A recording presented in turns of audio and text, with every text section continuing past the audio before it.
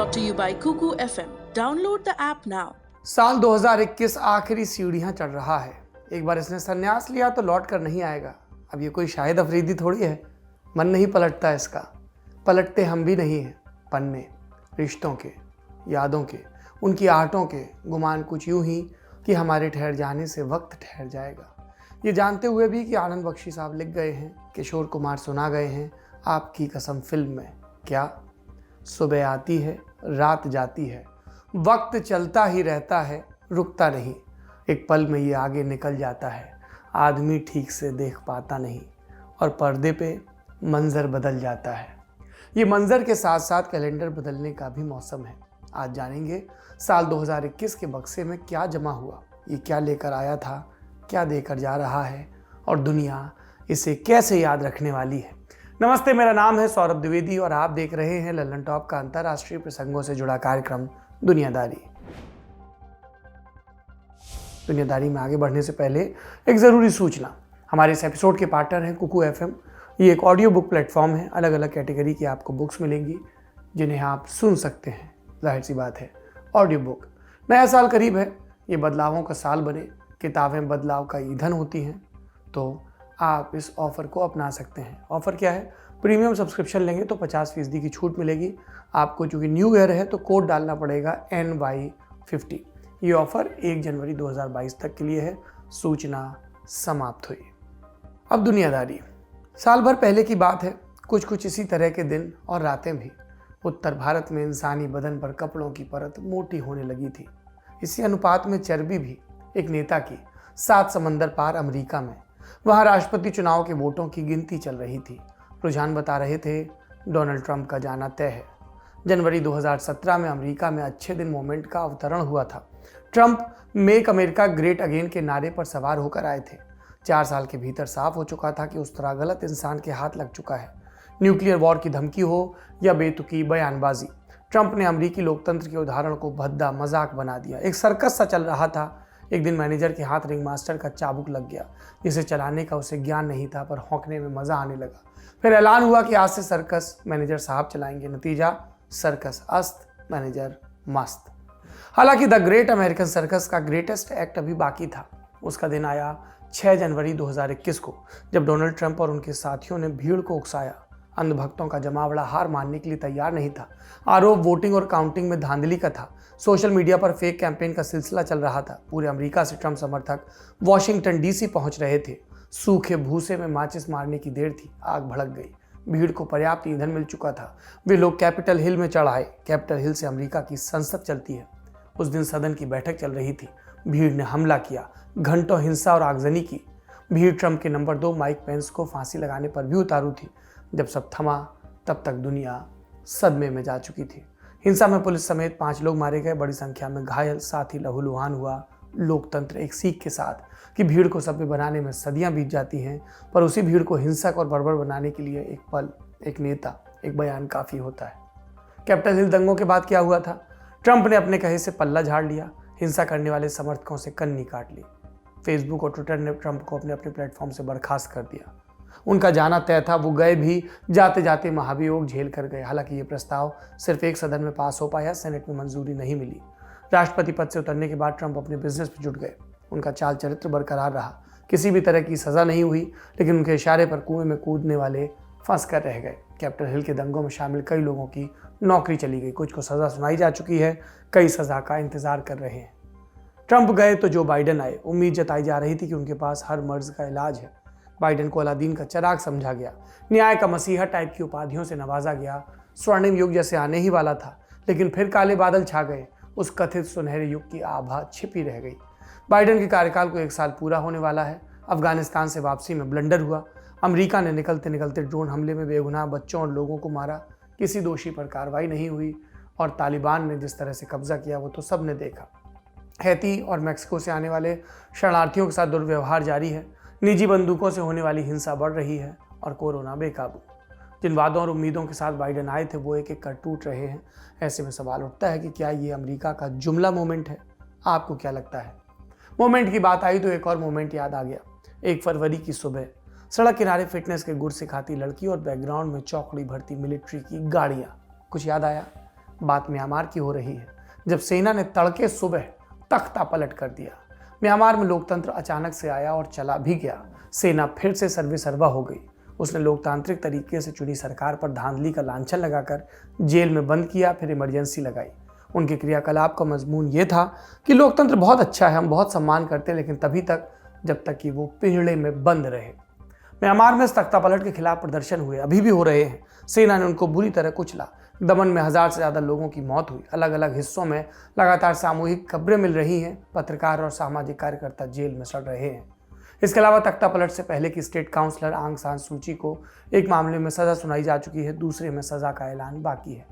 और जहाँ तक भविष्य का सवाल है, सेना ने वादा किया था 1 साल के अंदर चुनाव कराएंगे।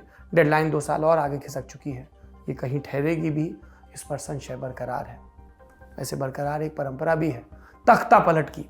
अफ्रीकी महाद्वीप में 2021 में अफ्रीका के 4 देशों में सत्ता पलट गई। अप्रैल के महीने में चाड में एक अनोखी घटना घटी। तत्कालीन राष्ट्रपति इदरिस डेबी विद्रोहियों के खिलाफ लड़ाई का मुआयना करने पहुंचे और इसी दौरान गोली लगने से उनकी मौत हो गई। अगर संविधान के आधार पर चला जाता तो संसद के स्पीकर को राष्ट्रपति का पदभार दिया जाता। चाड में राजतंत्र भी नहीं है। इसके बावजूद डेबी के बेटे मोहम्मद इदरिस डेबी ने कुर्सी पर कब्जा कर लिया, संसद और संविधान दोनों को भंग कर दिया। अब वो अंतरिम सरकार का मुखिया है और कह रहा है कि 18 महीने में चुनाव कराएंगे। चाड की इस घटना के 1 महीने बाद यानी मई 2021 में माली में भी यही दोहराया गया। सेना ने अपनी ही बनाई सरकार का पत्ता गोल कर दिया। सरकार अंतरिम थी। अगस्त 2020 में सैन्य तख्ता पलट के बाद बनाई गई थी, लेकिन 9 महीने के भीतर माली में फिर से तख्ता पलट हो चुका था। 2 साल में 2 बार। अगर वार्षिक तख्ता पलट की ये परंपरा टूटी तो तीसरे साल चुनाव की संभावना है। माली के बाद मशाल पहुंची गिनी। वहां सितंबर में राष्ट्रपति अल्फा कोंडे को किनारे लगा दिया गया। एलीट फोर्सेस की एक यूनिट ने पहले स्टेट टीवी को कंट्रोल में लिया, फिर राष्ट्रपति को। कोंडे गिनी में लोकतांत्रिक तरीके से चुने गए पहले राष्ट्रपति थे। हालांकि उनके कार्यकाल में भ्रष्टाचार, टॉर्चर, दमन के इल्जाम रहे। 2020 में कोंडे ने राष्ट्रपति पद की लिमिट भी बढ़ा ली। बाद में पुलिस और सेना का बजट घटाया, अपना खर्च का बजट बढ़ा लिया। इसको लेकर लंबे समय से गुस्सा था। सेना ने इस गुस्से को एक मकसद दे दिया। नतीजा ये हुआ कि तख्ता पलट के बाद जनता सेना के सपोर्ट में रैली करने लगी। गिनी का मैटर यहां थमा तो सूडान में खेला हो गया।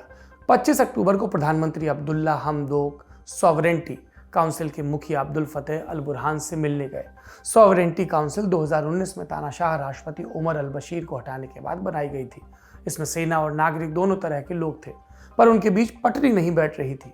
अक्टूबर में हमदोक के साथ साथ कई कैबिनेट मंत्रियों को गिरफ्तार किया गया, काउंसिल को भंग कर दिया गया और अल बुरहान ने एकाधिकार स्थापित करने की कोशिश की। जनता ने इस पर प्रोटेस्ट किया, विदेश से दबाव भी पड़ा, फिर हमदोक को रिहा भी कर दिया गया। लेकिन अल बुरहान ने हमदोक को फिर से प्रधानमंत्री बना तो दिया। और सेना, उसने क्या कहा, 2023 में चुनाव होंगे, उसके बाद हम राजनीति नहीं करेंगे। जनता कह रही काल करे सो आज कर। और इसी मतभेद को लेकर सूडान में रार छिड़ी है। लोगों का मरना और सत्ताधारियों की जिद जारी है। जिद कोरोना महामारी ने भी बांध रखी है टिके रहने की। 2021 की शुरुआत आशाओं से भरी थी। वैज्ञानिकों ने अभूतपूर्व काम करते हुए कोरोना वैक्सीन ईजाद कर ली थी। उम्मीद थी इस साल महामारी खत्म हो जाएगी, पर हुआ नहीं। अप्रैल मई में भारत में डेल्टा वेरिएंट का कहर चरम पर था। सरकार की लेट लतीफ़ी और निर्दयता के चलते हजारों लोग बेमौत मारे गए। दिल दहलाने वाली तस्वीरें और वीडियोस दुनिया भर में छाए रहे। इसी साल अमेरिका में कोरोना से मरने वालों का आंकड़ा 8 लाख के पार गया, ब्राजील में 6 लाख, भारत में 4 लाख। तूफान के बाद शांति आई, वैक्सीनेशन की रफ्तार तेज हुई, संक्रमण थमने लगा, गंभीर बीमारियों के मामले कम हुए, उत्साह बढ़ा तो सीमाएं खोली गई, इंसानी स्पर्श की आज़ादी मिली, दुनिया ढर्रे पर लौटी। लेकिन तभी साउथ अफ्रीका में ओमिक्रॉन वेरिएंट का पहला मामला पकड़ में आया और फिर पूरा क्रम वापस पहली सीढ़ी पर पहुंच गया। 99 वाले सांप ने जैसे काट लिया हो सांप सीढ़ी में। ओमिक्रॉन वेरिएंट तेजी से फैलता है, इससे गंभीर बीमारी की आशंका कम है। हमारे पास पहले से बेहतर तैयारी है, वैक्सीन है, दवाएं हैं, पुराने अनुभव हैं, ऑक्सीजन का भंडारण है, अस्पताल है और इनकी बदौलत हमें पूरा भरोसा है कि ओमिक्रॉन से टक्कर ली जा सकती है। तो ये 2021 की देन है। लेकिन इसी साल में 2 डराने वाले पहलू भी सामने आए। पहला, वैक्सीन असमानता का मामला। विकसित देशों के पास आबादी से कई गुना ज़्यादा वैक्सीन है, इतनी की रखे रखे बर्बाद हो रही है और गरीब देश 10% आबादी को भी वैक्सीन नहीं लगा पाए हैं और इसीलिए नए वेरिएंट्स का खतरा बरकरार रहेगा महामारी बरकरार रहेगी। दूसरा पहलू वैक्सीन के विरोध से जुड़ा है। यूरोप, ऑस्ट्रेलिया और अमेरिका में लोग वैक्सीन मैंडेट के विरोध में उतरे, कई जगहों पर दंगे हुए। आबादी का ये हिस्सा कोरोना वैक्सीन को अपनी आज़ादी में बाधक मानता है, ये जानते हुए भी कि एक भी व्यक्ति का छूट जाना महामारी को बने रहने का मौका देता है। इस साल तो उनकी चेतना नहीं जागी, अगले साल उम्मीद करते हैं कि उनको सद्बुद्धि मिले। वैसे देखने की बात सिर्फ उनकी सद्बुद्धि की नहीं है, देखने की बात अफगानिस्तान में थी और दिख भी गई। अमेरिका ने हड़बड़ी में 20 साल पुराना युद्ध खत्म किया, जल्दबाजी में तैयारी करना भूल गए, फिर जो हुआ वो एक बुरे अध्याय की तरह याद रखा जा सकता है। अगर 2021 की सबसे बड़ी वैश्विक घटना के बारे में पूछा जाए तो वो घर वापसी ही होगी। अमेरिका अपने घर लौटा, तालिबान काबुल में लौटा 20 साल बाद। तालिबान ने जुलाई में अभियान शुरू किया, 15 अगस्त तक काबुल पर झंडा फहरा दिया। हजारों सैनिकों और नागरिकों की मौत और अरबों खरबों रुपए गंवाने के बाद भी अफगानिस्तान तालिबान मुक्त नहीं हो पाया। अफगानिस्तान अमेरिका के लिए 21वीं सदी का वियतनाम साबित हो चुका है। फिलहाल तालिबान सत्ता में है, उसे टक्कर देने वाला कोई नहीं और अफगान जनता कयामत का जैसे इंतजार कर रही है। मुल्क मानवीय संकट के मुहाने पर है और इसका सबसे बड़ा दोषी अमेरिका है, जो इसी मामले में मुंसिफ भी है। तो आप फैसले का अंदाजा लगा सकते हैं। वैसे इस साल इजराइल और हमास के बीच भी लंबा युद्ध चला। मई के महीने में 11 दिनों तक लड़ाई में लगभग 300 लोग मारे गए, हजारों विस्थापित हुए। इजराइल के हमले में फिलिस्तीन की सैकड़ों इमारतें तबाह भी हुई। चर्चा थी कि बेंजामिन नेतन्याहू कुर्सी बचाने के लिए लड़ाई को खींच रहे हैं। इजराइल में 2 साल में 4 चुनाव हुए थे, इसके बावजूद कोई पार्टी या गठबंधन सरकार नहीं चला पा रही थी। चौथे चुनाव के बाद नेतन्याहू की पार्टी को सरकार बनाने का पहला मौका मिला, वो चूके। नेतन्याहू चाह रहे थे किसी तरह 5वें चुनाव का रास्ता तैयार हो जाए ताकि वो कुर्सी पर बने रहें, पर उनकी ये चाल नाकाम रही। इजराइल के इतिहास में पहली बार एक अरब पार्टी सरकार में शामिल हुई। मंसूर अब्बास की राम पार्टी ने अंतिम समय पर नफ्ताली बेनेट को समर्थन दिया। बेनेट प्रधानमंत्री बने और इसने इजराइल में नेतन्याहू युग के अवसान पर मुहर लगा दी। फिलहाल के लिए 2021 का साल ये भयावह प्राकृतिक आपदाओं के लिए भी याद रखा जाएगा। अमेरिका में तूफान, टॉर्नेडो और बुशफायर ने पूरे साल तबाही मचाई। इटली, ग्रीस, तुर्की, रूस, ऑस्ट्रेलिया समेत कई देशों में आगजनी की वजह से जानमाल का नुकसान। कनाडा में जून जुलाई के महीने में हीट वेव का कहर।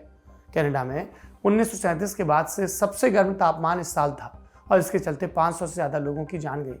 जर्मनी, चीन, फिलीपींस, बेल्जियम, मलेशिया में फ्लड्स आए। क्रिश्चियन नेट ग्रुप की रिपोर्ट के मुताबिक इस साल 10 सबसे बड़ी प्राकृतिक आपदाओं के चलते दुनिया को लगभग 1100 करोड़ रुपए का नुकसान हुआ। इन सारी अप्रत्याशित घटनाओं को क्लाइमेट चेंज से भी जोड़कर देखा गया। इन चिंताओं को दूर करने की उम्मीद दुनिया ने ग्लासगो सम्मेलन से लगाई थी। कॉन्फ्रेंस ऑफ द पार्टीज यानी COP26 की बैठक नवंबर में ग्लासगो में हुई। बढ़ते तापमान को काबू करने और असमर्थ देशों की मदद पर चर्चा होनी थी। पेरिस क्लाइमेट डील की समीक्षा भी होनी थी। COP26 को दुनिया बचाने की आखिरी उम्मीद के तौर पर देखा जा रहा था। वैज्ञानिक मानकर चल रहे थे कि अब राजनेता सचेत हो जाएंगे क्योंकि तलवार सर पर लटक रही है, पर उम्मीद गलत साबित हुई। COP26 कुछ बिंदुओं को छोड़कर पूरी तरह विफल रहा। कार्बन उत्सर्जन कम करने को लेकर आम सहमति नहीं बन सकी। रूस और चीन के राष्ट्रपति बैठक में हिस्सा लेने तक नहीं आए। पूरा सम्मेलन एक दूसरे पर कीचड़ उछालने और तोहमत मढ़ने का अड्डा बना रहा। जिम्मेदारी से भागने की रेस में कोई पीछे नहीं छूटा। ये तो दुनिया के राजनीतिक और दूसरे मसलों की बात हुई। बात खेलों की भी होगी क्योंकि इस साल 2 बड़े आयोजन हुए। जुलाई अगस्त में विरोध और आशंकाओं के बीच टोक्यो में ओलंपिक गेम्स खेले गए। 2020 में कोरोना के चलते इसे पोस्टपोन करना पड़ा था। ओलंपिक्स के दौरान कई दुर्लभ पल भी देखने को मिले। अमेरिकी एथलीट सिमोन बाइल्स ने मेंटल हेल्थ के आधार पर गेम से नाम वापस लिया। उनके इस कदम के बाद खेल में मानसिक स्वास्थ्य को लेकर बहस शुरू हुई। कनाडा की महिला फुटबॉल टीम की खिलाड़ी क्विन ओलंपिक में स्वर्ण पदक जीतने वाली पहली ट्रांसजेंडर बनी। टोक्यो ओलंपिक्स में रिकॉर्ड संख्या में LGBTQ एथलीट्स ने हिस्सा भी लिया।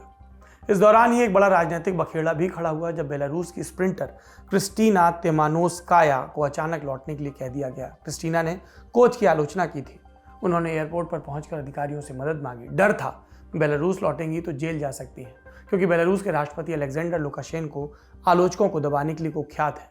क्रिस्टीना को फिर पोलैंड ने अपने यहाँ शरण दी। इसी बरस 5 साल बाद T20 क्रिकेट वर्ल्ड कप का आयोजन भी हुआ। इस बार यह टूर्नामेंट भारत में खेला जाना था, लेकिन कोरोना के चलते UAE और ओमान में इसे शिफ्ट किया गया। ऑस्ट्रेलिया ने फाइनल में न्यूजीलैंड को हराकर खिताब अपने नाम किया। टूर्नामेंट एक और वजह से चर्चा में रहा। दक्षिण अफ्रीका के क्विंटन डीकॉक ने ब्लैक लाइव्स मैटर के समर्थन में घुटने मोड़ने से इनकार किया। उन्हें टीम से बाहर किया गया।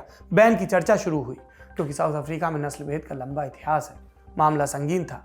डीकॉक ने माफी मांगी और तब विवाद शांत हुआ। ऐसे नस्लभेद के जिन ने इंग्लिश क्रिकेट में भी तहलका मचाया। यॉर्कशायर क्रिकेट क्लब के अजीम रफीक ने साथी क्रिकेटरों पर नस्लभेद के आरोप लगाए। आरोप की चपेट में माइकल वॉन से लेकर एलेक्स हेल्स तक शामिल थे। कांड के चलते काउंटी के कई वरिष्ठ अधिकारियों का इस्तीफा हुआ। फिलहाल की बात करें तो एशेज सीरीज चल रही है। 3 मैच खेले जा चुके हैं। ऑस्ट्रेलिया 3-0 से आगे है और जिस अंदाज में इंग्लैंड खेल रही है, व्हाइट वॉश बड़ा अचरज नहीं होगा। सिनेमा की भी बात कर लें। सिनेमा की दुनिया में Korean TV series squid game ने सबसे ज़्यादा सुर्खियां बटोरी। इसे लेकर यह भी कहा गया कि इसने साउथ कोरिया के समाज का सच उघाड़ दिया। ज्ञानियों की भाषा में कहें तो ये सिनेमा की सफलता भी है। अब कुछ पॉइंट्स में कम चर्चित लेकिन सुखद खबरें भी जान लेते हैं। 2021 में दुनिया ने ग्रेट रेजिग्नेशन देखा। पूरी दुनिया में लोगों ने रिकॉर्ड संख्या में नौकरी बदली या फिर हमेशा के लिए छोड़ दी। इनमें से अधिकांश लोग लंबे समय से दम घोटू माहौल में काम कर रहे थे।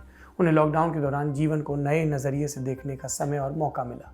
पिछले साल काम की कमी थी, इस साल काम करने वालों की कमी हो गई, इतनी कि कई देशों में सप्लाई चेन पटरी से उतर गई। जानकारों की माने तो ये भी एक सुखद संकेत था अर्थव्यवस्था के उभार का। फिर अक्टूबर में WHO ने मलेरिया के पहले टीके के इस्तेमाल को मंजूरी दी।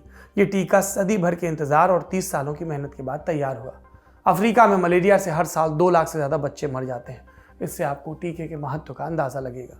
इस साल दुनिया के कई रूढ़िवादी देश थोड़े से उदार हुए। साउथ कोरिया, थाईलैंड, अर्जेंटीना और मैक्सिको में गर्भपात को कानूनी मान्यता मिली और इसे महिलाओं की व्यक्तिगत आज़ादी से जोड़कर देखा गया।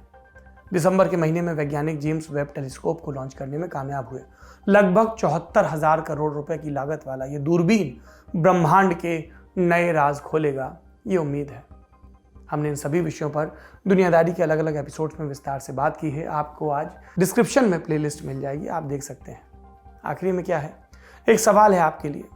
आपको 2021 की किस घटना ने सबसे ज़्यादा प्रभावित किया? कमेंट बॉक्स में ज़रूर बताएं। और जाते जाते एक शेर सुनते जाएं इस साल के लिए। इब्ने इंशा कह गए हैं, वो शाम वो रुखसत का समा याद रहेगा, वो शहर वो कूचा वो मकां याद रहेगा। हम भूल सके हैं न तुझे भूल सकेंगे, तू याद रहेगा हमें, हाँ याद रहेगा। कल के एपिसोड में बताएंगे 2022 में क्या खास होने की उम्मीद है। बने रहिए ललन टॉप के साथ। दुनियादारी यहीं पर समाप्त होता है। शुक्रिया, शुभ रात्रि।